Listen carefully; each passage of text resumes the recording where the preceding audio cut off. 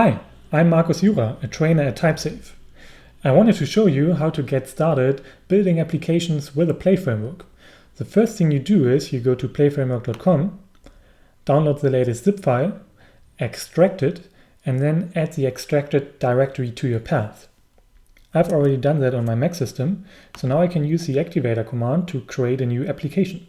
So I can type in activator new, and this command fetch now all available activator templates so that you can create a project based on already created templates. So for instance, I could create my project based on Play, Angular, and Require.js. For this demo, I will choose the template Play Java, and this template is just a minimalistic template for getting started with Play in Java.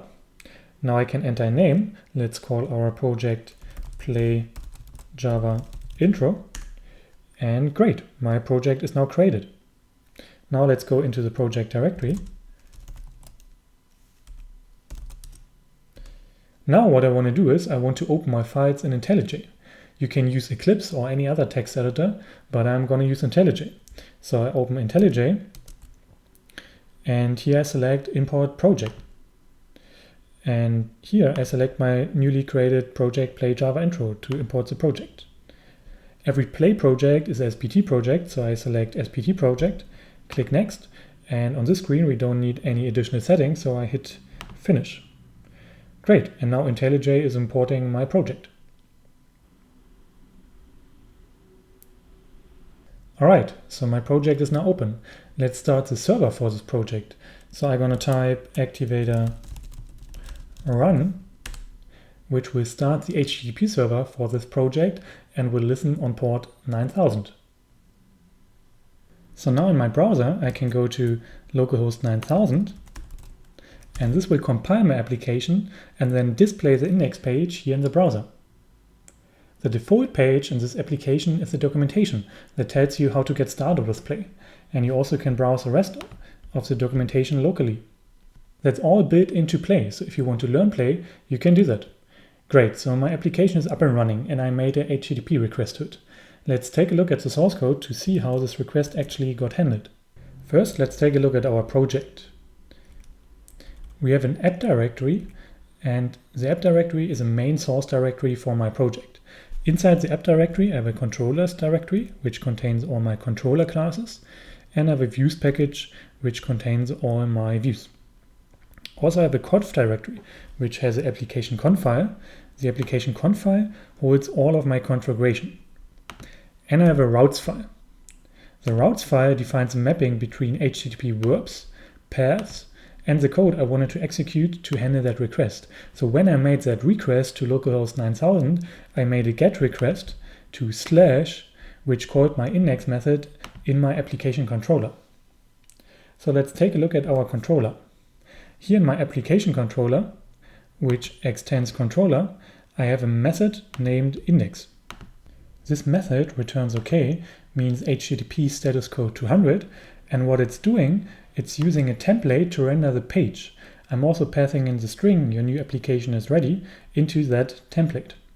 Let's take a look how that gets rendered. In my browser, I can see the string which is getting passed into this template and rendered there. We'll take a look at the rest of the template in a second. First, let's make a change to our Java code. If I change this to hello world, save it, go back to my browser and refresh the page, then I see the change immediately.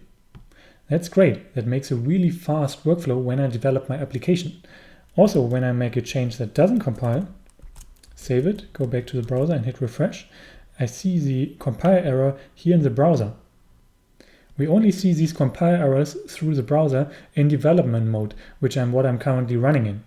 If we are running in production mode, then you won't see these compile errors in the browser, so you don't have to worry that your code is leaking out to your users. Okay, so we've got that application controller and it's using a template. The templates are in the views package. We see here an index.scala.html file. The default templating language for Play is Scala, but you also can change that out to Groovy or many other templating languages available. But in this case, I will just stick with the default. So this index template is actually getting compiled down into a real Scala class. That's why I can call this index method here in my controller. The first line in my template is a parameter of type string. This is all type safe, so if I would change this parameter to, let's say, an integer, I would get a compile error because I wouldn't be passing in the right type. Here we are also using another template called main. The main template is being compiled from this main.scala.html file. That one takes two parameters, a title of type string and a content object. The title is just going into the title tag, and the content is going into the body. So you see in our index page that both parameters are passed in. The first parameter is this one, and the second parameter is this block here. All right, let's fix our compile error. So now the question is still, how do the whole page is generated? Well, we take a look back in our template, and here we see another template, play.welcome. This template is built into Play, which display all that documentation. If you want to change our template to just display the message, we're just saying here, add message. Now I save again, go back to the browser, hit refresh, and now we are just seeing our message. Great, so that looks good. Let's go back and take a look how to test our application. Play has a built-in test runner. You can write your tests in JUnit or any other testing frameworks, and this project comes also with 2 out-of-the-box tests. So they're under the test directory, and we have one application test class, and this class is performing a simple unit test, and it's also testing our template. So our template can be tested because it's getting compiled down into a Scala class. So we also have an integration test class, and this class is actually doing a real browser test. So we are starting here a fake application server, and with this HTML unit browser driver, we are doing and performing a real browser test. All right, so let's run our test. Therefore, I'm opening a new command window. I go to our project, play Java intro, and now I say activator test. And this will run now all my tests. So maybe you have noticed that this browser test is actually looking for our string, your new application is ready, but we changed that to hello world. So this test should actually fail. Let's go back and check that. And it's true. We have 3 tests, 1 failed and 2 passed. So let's go and fix it by changing that here to hello world. And now we can rerun our test. Instead of just saying activator test, we also can say activator test quick. And this will run now only my failed tests from the previous run. So now I should get 1 pass. Let's see. Yes, it's true, it worked. Okay, that is your very basic introduction to Play apps. I want to take this a step further now and show you how to implement a CRUD application. To create new entries, we will use the traditional request response page refresh model, and then I'm going to add some CoffeeScript and some jQuery to receive all the entries in the newer Ajax style. So let's get started. The first thing I'm going to do is to create a new model class that holds a list of my favorite person.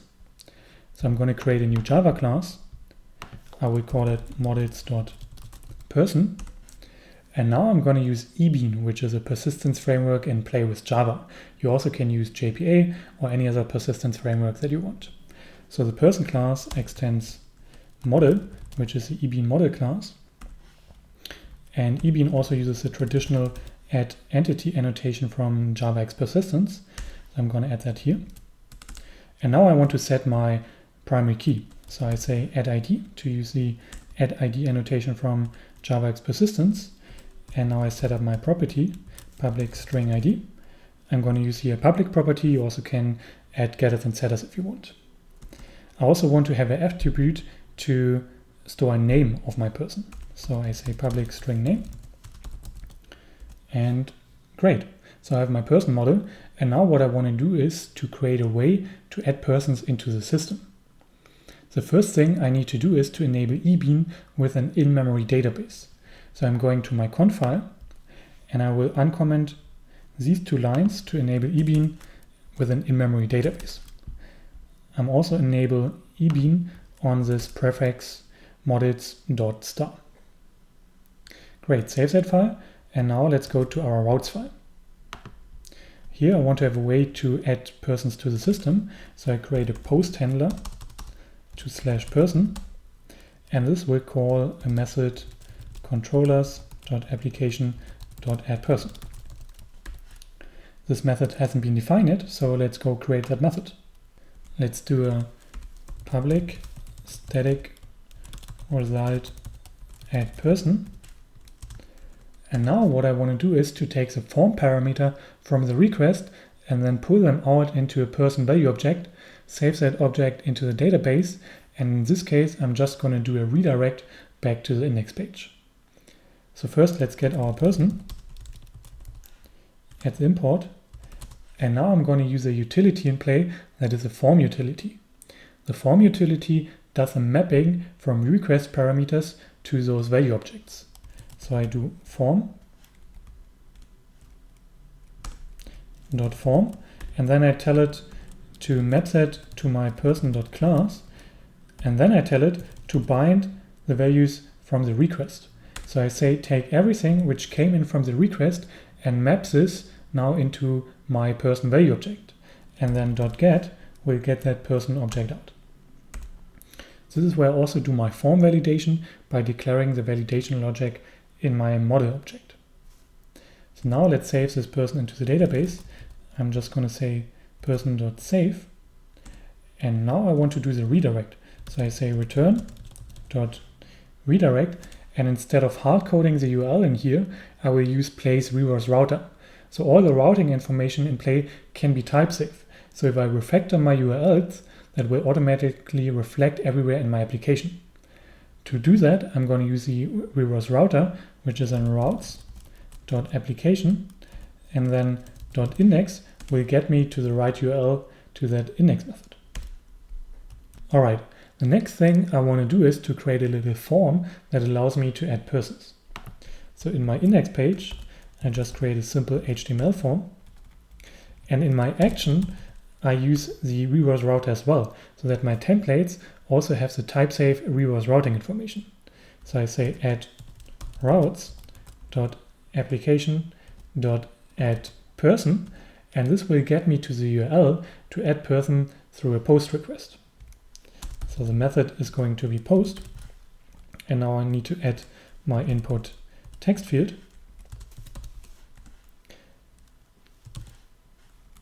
With a name attribute name. That's how the form object on my server knows where to map this field into. Now I need to create a submit button to submit our form.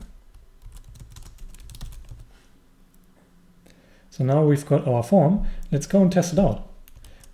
Let's hit refresh in the browser. And what Play says is, hey, your database is not consistent with the entities you defined.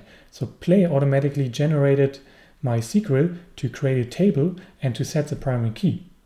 By clicking on the button here, I tell Play to apply this evolution. I can version all of my evolutions of my SQL schemas. So let's click it, and there we go. Now we see our little form there. Now I can add a new person into the system. So I will add Bob. And when I hit submit, it should do a post to /persons, save the person into the database, and then redirect back to the index page. Great. It looked like it worked. We didn't get any errors, but so far we are also not displaying the persons. Let's display our persons in a little different style.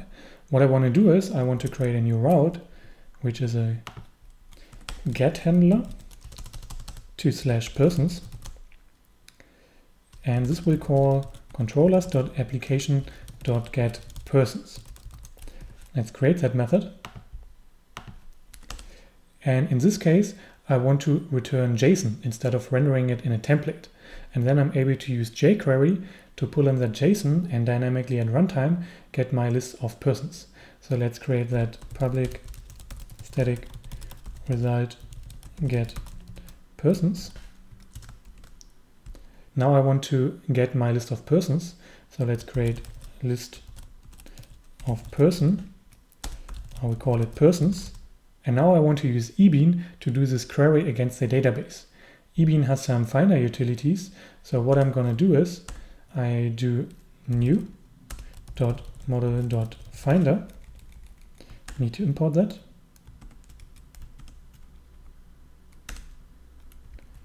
And model.finder takes two parameters.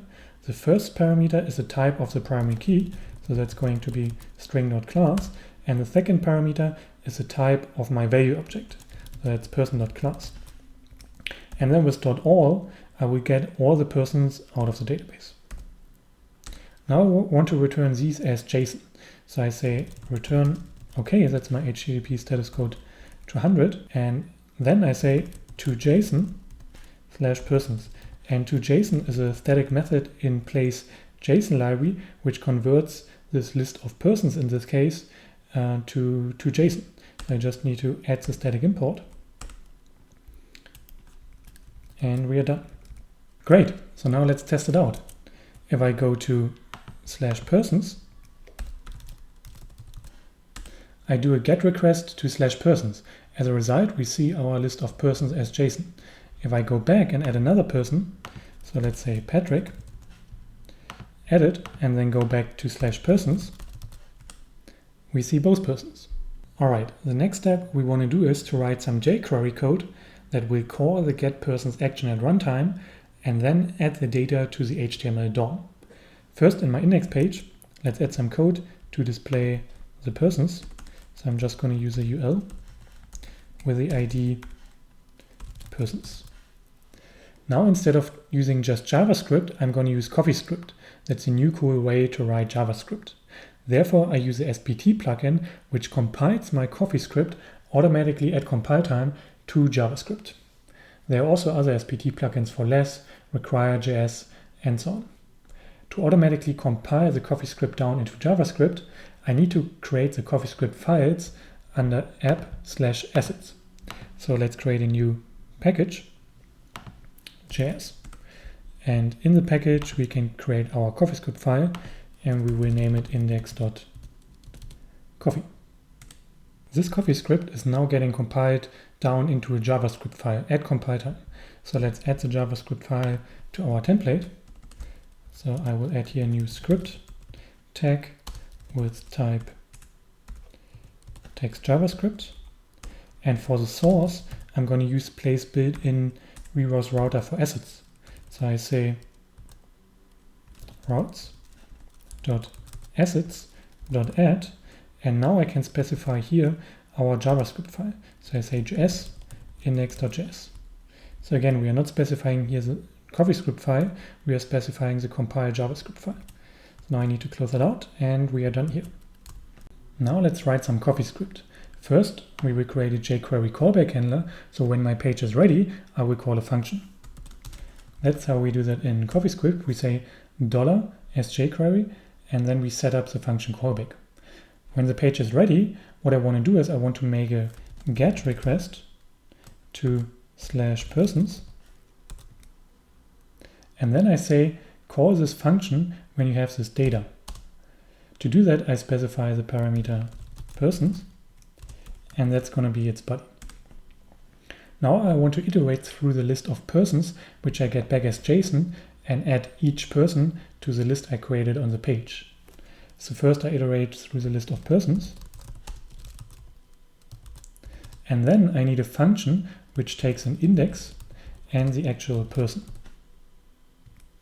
Now for each of that person, I want to find the DOM element pound persons in the page, and then I want to append a new list item